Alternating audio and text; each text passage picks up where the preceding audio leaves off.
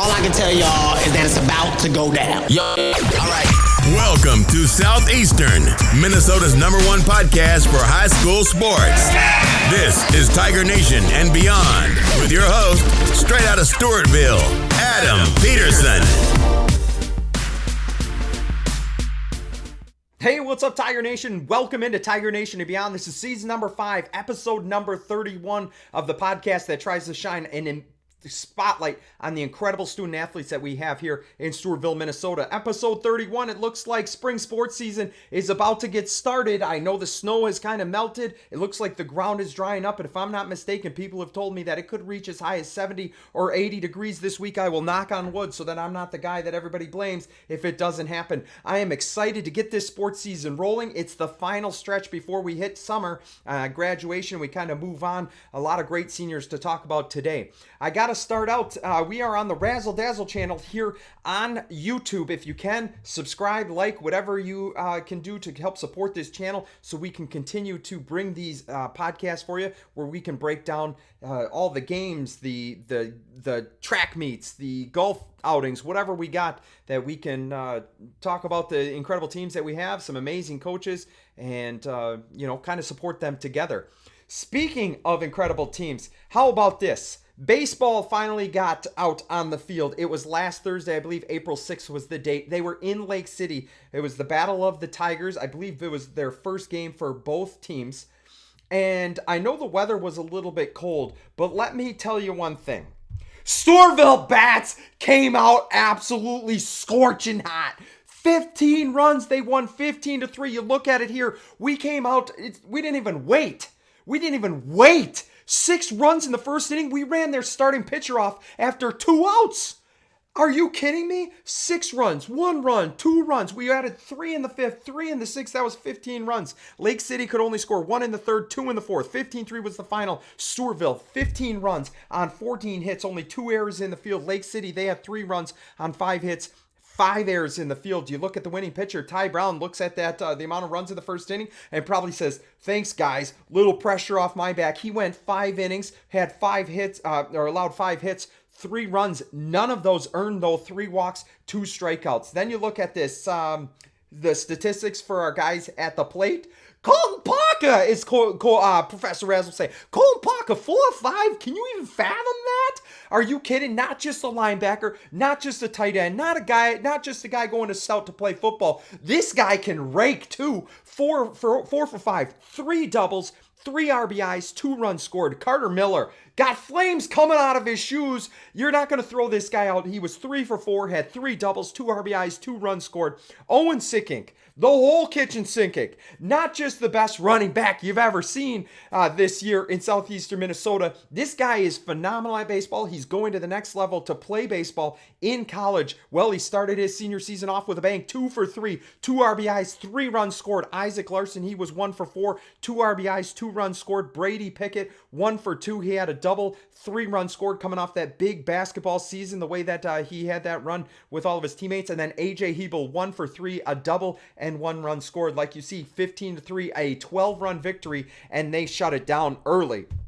In terms of what's coming up, I look at the schedule here. I know first few games of the season for baseball and softball were canceled, so they kind of picked it up. Lake City, April 6th. It looks like April 10th, if you look at this schedule, which you can find on Twitter. I'm not on Facebook very much. I hardly ever log into that, but I do know it's on Twitter. Has this, so you can always refer to this. April 10th is against Winona. Gold games are on the road. White games are at home. So April 10th, it looks like Winona on the road, and then Casson season opener at home for home opener for Stewartville baseball. April 11th, Casson Manorville. 2 days later, go out to Casson, it looks like, to play the Comets. And then April 15th, Northfield at home. And I believe April 15th, if I'm not mistaken, is that like the big, I think it's the big like sandlot opening for the concession stand. So that will be dynamite because baseball and softball will be in action, but we'll talk about that in a little bit. So great start to the season for baseball here in Tiger Nation. Looking to another team, Stewartville softball preview. I'm excited. I'm a softball guy. You guys probably know that. I'm showing you this picture of the Stewartville Tigers. It says 2021-2022 for a simple reason. From last year to this year, we are returning 12 of these players right here. 12 of them are back after going 8-11. They had a 4-game win streak right in the middle of the season. We had 2 one-run losses that came after that, and then we had another 3-game win streak. Essentially finished the last 11 games of the regular season at 7-4. So the girls kind of gelled together, got the bats rolling. It was great to see. As a team, you talk about this squad here, most of them coming back. We hit 285 for a batting average, 358 on base percentage. We racked up 153 hits, 19 doubles, 5 triples, 6 home runs. My favorite one, the walk-off home run by Savannah Hadeen, that was incredible. 109 runs scored over 19 games. That's averaging almost 6 runs per game, which is huge in the sport of softball. Generally lower scoring game if you can. The pitchers got to love the run support as well. We were swiping some bases. We were not making the catchers friends of ours on the other team. We stole 36 bases last year with a success rate of 86%. Pitching, we logged 123 innings on the mound, 83 strikeouts, ERA of 4.82. This statistic I absolutely loved. We left 140 opposing base runners on base when the inning ended. It's almost like Alex Haynes' defense in football. Bend, but don't break, and we were able to do that. Shut them down with runners in scoring position. In the field, we had a .907 fielding percentage. We turned 6 double plays, one of the most exciting things you can watch happen. It really just gives your team and the fans a boost. You heard me talk about 12 of these girls returning. Well, there's another one that we need to talk about returning. Returning for her second season as in charge as head coach for the softball team, Crystal Peterson. You see it here. She had an illustrious softball career herself. If you heard me talk about it last year when she debuted as head coach, well, if you weren't here with me, I'm going to tell you again. She was Lacrosse Logan in Wisconsin. Lacrosse Logan's female athlete of the year. Just an incredible athlete, 3-sport athlete. Then she went to Viterbo University in lacrosse and had a Hall of Fame career. That's not semantics. She literally is in their Hall of Fame. When you look back, she holds still after all these years, and I won't say how many years because she'll get mad at me for probably telling you how old she is. But after all these years, she still holds quite a few records, and just a few of them for you. Single season records, batting average, 453, total hits, 67, stolen bases, 36. She actually has the top 3 single season stolen base records. 3 of the top 5 seasons for runs scored. For a career, she's at the top of the list for things like batting average at 394. Total hits with 205. Stolen bases, 96, which is 36 more than the second place girl on that list. 141 runs scored. And the crazy thing is, when you look at these in terms of the season statistics and the career statistics, these teams are now playing an average of 12 to 15 games more per year than she played back then, and she still holds all this criteria in terms of stolen bases and total hits and total runs scored. Probably the best softball player I have ever watched in person. I know I'm a little bit biased, but just an incredible talent. Probably could have played at any level if she was given the opportunity. Best softball story that I'll share with you, kind of personal. My brother Luke was in town in lacrosse because that's where I went to college as well. We were watching Crystal play. And I remember there was a girl that was on first base, and another girl one-hopped the fence, kind of left center. Crystal grabs it, like it bounced. I think it hit the ground. It hit the fence. She snagged it off the fence. She turns. The girl from first was trying to go to third. She throws an absolute laser to third. Gets the girl out by like 2 steps. It was probably one of the most incredible throws I've ever seen. And I just remember my brother Luke turning to me and saying, "Marry that girl." So we got the job done, okay? And she is back now as the lady in charge of this Steuarville Tiger softball team in her second season, hoping to pass on some of the softball knowledge that she's gained to the next generation. Believe me, she spends a ton of time trying to make this team successful, trying to give each of these girls the best opportunity, give them the best experience that she can, and it comes with some incredible sacrifices. You know I appreciated varsity head coaches in Steuarville, especially after talking to Coach Muller so much, and the sacrifices they make and the time they put into their programs and all the work that they have to do. But I don't really think I fully understood it until our family was kind of put into it, and the sacrifices that you need to make and the challenges that come up, and trying to stick together. It is a tough position. So I do want to say thanks to all the varsity head coaches out there, regardless of what sport you are, because I'm seeing firsthand how difficult it can be. So she's back for her second year, and I know she's excited. Like I told you, 12 girls are returning from that team. We'll talk about each of them here, but also 12 seniors on this roster. We'll break it down. Here's the team for 2023. I think we have 17 total girls on this squad. 2 will kind of bounce back and forth between JV and varsity. 12 seniors, and we'll get to the rest in a little bit. When you talk about seniors, I think you got to start at the top, right? Tressa Smith, 2022 Tiger Nation High Character Award for us, which is a huge honor if you ask me. It's one thing to be a good student. It's one thing to be a great athlete, but being a great person, I think if I'm a parent, I would be especially ecstatic for that. And Tressa is one of those people, especially after that Cannon Falls game and the way that I saw she handled that loss in extra innings. For her to step up and be a great teammate and pick others up, really easy to cheer for. Easy to cheer for. Also, great player. All HVL conference. She was all area honorable mention for the Post Bulletin. As a pitcher, she logged 80 innings. She had 14 starts. She had 6 of our 8 wins, had 51 strikeouts. But something I want you to know when she's pitching, she wants the ball when we're going against the tough teams. She's not looking to just pad her stats. She's a competitor. She wants to help her team out however she can. So when we play the Casamanivilles and the Byrons and the teams like that, she wants to go out there and she wants to compete. And I have to take my hat off because it would be much easier to say, oh, you know what, my arm kind of hurts. I don't know if I can go 2 days in a row or whatever. She wants the ball, and you're going to have to drag her off the mound. So really cool to see. Hitting wise, she's also real good at the plate. 281 batting average, 5 doubles, which led the team. She had 1 triple, 16 RBIs. That's number 2 on our team from last season. 12 runs scored and 2 stolen bases. You'll see her quite a bit out on the mound. Who will she be throwing to? None other than another senior, Grace Elton. Grace Elton has been our catcher for the last, 1 or 2 years, ever since Carly Hildebrandt left. Great job behind the plate. But also big hitter in the box. She hit 236 last year. She had a 354 on base percentage, 2 doubles, 1 triple, 9 RBIs, and 6 stolen bases. In terms of catching, really solid behind the plate. Only 9 pass balls in 110 innings. You know how many pitches that is to try to handle? Only 9 of them pass balls. She threw out 6 base runners. I know a couple of them came in big situations. I want to say that Cannon Falls game, she threw out 1 in extra innings, if I'm not mistaken, to keep the score tied. Don't quote me on that, but some big time outs that came from behind the dish. She's actually headed to Crystal's alma mater of Viterbo next year to play for softball for them. So, but we got 1 more year with Grace Elton. Next player we got to talk about, Hannah Martinson, number 5.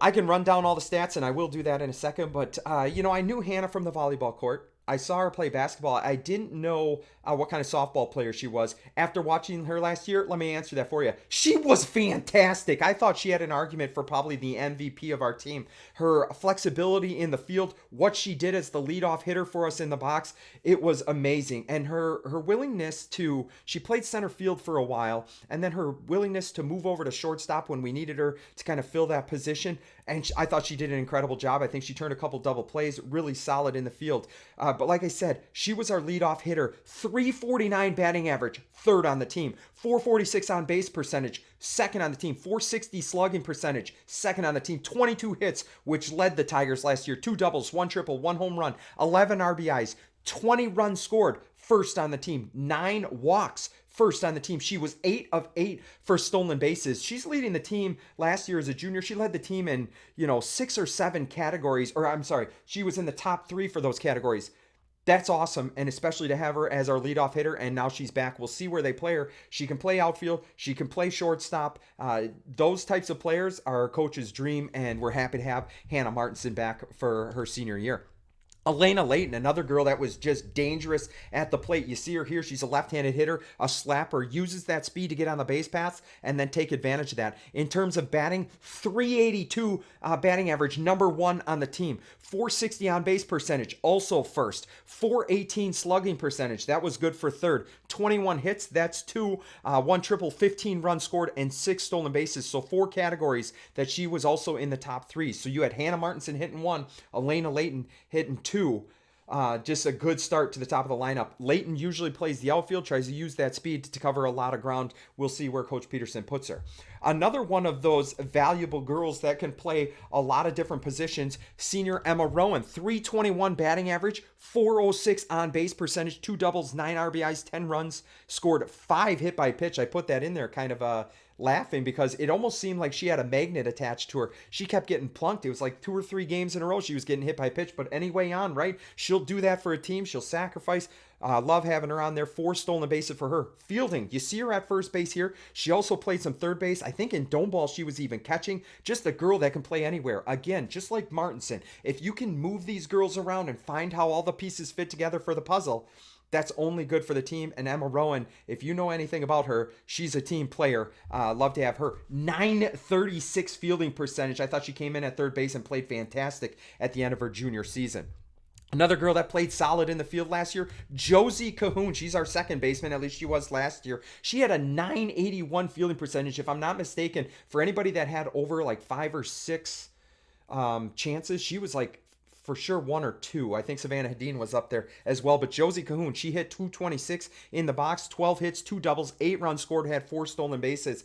But really, you look at this picture and you see Emma Rowan and you see Josie Cahoon, and all I can hear is Coach Liffrig talking about the leadership that they bring to the team, the way that they cheer on their teammates, other people's success, the way that they pick teammates up when they're having a struggle, and then just overall bringing in good energy and good attitudes. You need that in the dugout to bring everybody else up, and Emma Rowan and Josie Cahoon are 2 of those that bring all the intangibles that you want as a coach to this team and this program, just being those leaders. We're hoping they can take those qualities from basketball after a crazy season where they went to state and finished second, and just move that right into softball and help us build a successful program. So that's Josie Cahoon. So you look at this. The seniors that we've already talked about, Tressa Smith at pitcher, kind of our ace, right? You got Grace Elton behind the plate. You got Emma Rowan, could play first, could play third. She could catch, I guess, it looks like. You got Josie Cahoon at second base. You got Hannah Martinson. She could play center. She could play outfield. She could play shortstop. You got Elena Layton. A really solid core of senior girls that we can start talking about here. So when you have that, you love to build a program around that. Some other seniors let's talk about that are coming back. You got outfielder Cammie Elzin. Last year she hit 167 for a batting average, 3 hits, 3 runs scored, 1 stolen base. You also got Stormy Mullenbach coming back. She had a 118 batting average, 2 hits, 3 runs, 1 RBI, 1 stolen base. You got Shelby Sackett coming back. Shelby you didn't see play last year. She was out all season with a knee injury, but she's back this year. We're hoping she can stay healthy, get back into that form. I've heard some scouting reports that before she hurt her knee in junior season, she was really raking the ball. Like, she can hit it. If she gets a hold of it, they say, especially if we're playing in Stewartville, there's a good chance that one of the windows at Casey's General Store there on the corner is getting busted out. So we'll love to see that. Always get hype for the home runs. Speaking of home runs, the next player we got to talk about, Savannah Hedin, had an incredible sophomore season for us. She returns. She was all HVL conference. She was all area honorable mention. And then just about a week ago, the Post Bulletin made a list of the top 15 players to watch for in Southeast Minnesota in 2023 in the sport of softball, and Savannah Hedin made that after having an incredible year at the plate. I know she was known as a left-handed pitcher. She didn't get as many innings because we needed her bat in the lineup. She led the team in several categories. We'll run them down here for you. 377 batting average. Was that? I'm trying to think if Layton had a higher one. I'm going to scroll up here. Layton was 382. So sorry, Savannah was second on the team with 377 batting average. She did lead the team. 1.184 OPS. That was lead number 1. Ridiculous. 774 slugging percentage. 5 home runs. 17 RBIs. So all the rest of those were number 1. She had 4 doubles, 1 triple, scored 13 runs. Fielding. Now we saw her at pitcher, but we also saw her at first base. 985 fielding percentage. Only 1 error the entire season is what I saw on the statistics. So great to have her back. We need her bat in the lineup, and you pair that up with some of the top-notch talent with those seniors I already talked about. We're starting to see a team here. We're starting to see a squad, right? Another member of that squad that's coming back, sophomore coming to her junior year, Veronica Mitchell. She hit 319 last year. She had 15 hits, 7 RBIs, 8 runs scored, 3 stolen bases. She came up with a couple of huge hits. I believe she had an RBI hit against Century that helped, maybe it was 1 or 2 RBI hit against Century that helped us to get the lead. She had a big hit against Cannon Falls. I believe that tied that game up and sent it to extra innings if I'm not mistaken. So great to have her back. So those two juniors, big hits and big opportunities. You talk about Savannah Dean. She had that walk-off home run in extra innings. Was that against La Crescent? I'm not really sure, but that was fun. I believe I was calling that game on Facebook. Some other faces that you might see around the softball field on the varsity field. Sophomore Addie Eckerman. She's a left-handed pitcher. She'll be in the back pocket of Stewartville softball. She'll probably get a lot of innings on JV to help develop. But, a smart man, one of my buddies, Chad, his daughter plays with Brooklyn in summer ball. He said the only time you go to tournaments or doubleheaders or softball seasons with only 2 or 3 pitchers is when your 3rd and 4th pitchers are on vacation. So the more pitchers you have, it's only a benefit to the program. And Addie Eckerman gives us that tall, left-handed pitcher that can really sling it. And we'll see how she does as the season progresses. Another player I'm super excited about, making her varsity debut. We talk about the freshman class in basketball, right? We talked about Audrey Schindler, JC Rath, and Ella Theobald and the impact that they had on our basketball program and how fabulous this freshman class is. Well, there's another one we need to talk about. She's going to be outstanding in volleyball. She's going to be great in basketball. She's too athletic not to be. But let me tell you, she shines the brightest on the diamond. And yes, that pun intended there. On the softball field, she is fantastic. And I'm talking about freshman Sydney Clark.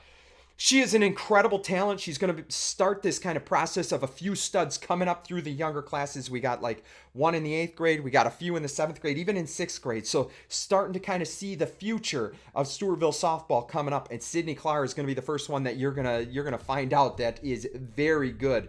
If you haven't gotten to watch her play, Sydney, incredible softball player all around on the mound. I believe she throws 4 or 5 pitches very effectively. She brings top end velocity for a girl that just turned 15, I think like 2 or 3 days ago. So happy birthday to Sydney Clark. She can hit. She can play outfield. She has a cannon for an arm. I am so pumped to watch her over the next 4 years. You see her on the one side of the screen. She plays for the Waves, a top level program for Minnesota in summer softball, but we get her during school softball and very excited for that. A couple other newcomers that we should talk about are ones that I'm not familiar with. Number 6, Tessa Johnson. She's a senior. Number 13, Gabrielle Torres. I believe she's out after not coming out for softball for a few years, so she'll be a new face. Number 15, Kadrian Scavel, I believe is how it's pronounced. Don't quote me on that. Number 17, Kaylee Learman, sophomore. She's kind of like a catcher in reserve, almost like Eckerman. Got it in the back pocket if we need a pitcher. Kaylee Learman, also a catcher at the sophomore level. So that's going to be the softball team. Let's look at what they have ahead. I don't know if this schedule is up to date with all the postponements and the cancellations. I'm almost positive if I looked at our home calendar that varsity has a game on the road Tuesday. Don't quote me on that. I think they play Tuesday.